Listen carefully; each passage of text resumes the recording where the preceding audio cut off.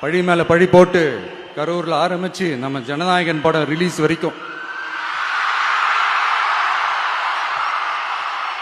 ஆனா அந்த ரிலீஸ் பிரச்சனையில நிறைய பேர் குரல் கொடுத்தாங்க.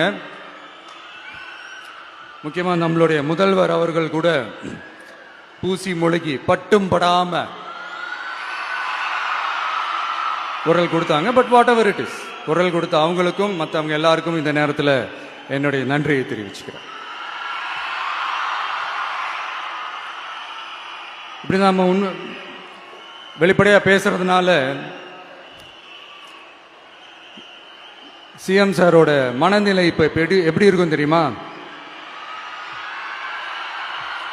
ஏற்கனவே கட்சிக்காரங்க தொல்லை தாங்க முடியல, தூங்க விட மாட்டேங்க. இந்த விஜயம் தூங்க விட மாட்டான். நம்ம பாட்டுக்கு ஹைவேல சைக்கிள்ல சோலாவா போலான்னு நினைச்சோம். இவன் நாடானா மக்கள் சக்தியோட வந்துட்டு இருக்கான். இவன் தான் கேள்வி கேட்கறான்னு பார்த்தா மக்களையும் கேள்வி கேட்க வைக்கிறான். 1000 ரூபாய் கொடுத்துட்டு இருந்தோம், 5000 ரூபாய் கொடுத்து ஏமாத்தலான்னு பார்த்தா அதையும் கேள்வி கேட்க வைக்கிறான். விசில் சத்தம் வேற விண்ண முட்டுது. கூட்டணி கட்சிகள் தொல்லை வேற தாங்க முடியல.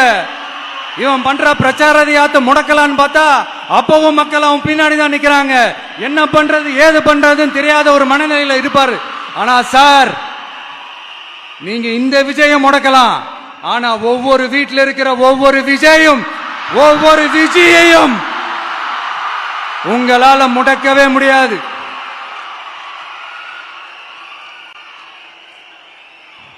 அவங்களாம் ஆல்ரெடி பிரச்சாரத்தை ஸ்டார்ட் பண்ணிட்டாங்க சார்.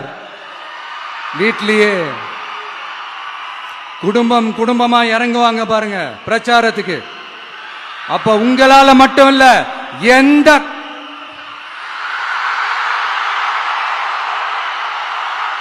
யாராலையும் தடுக்க முடியாது.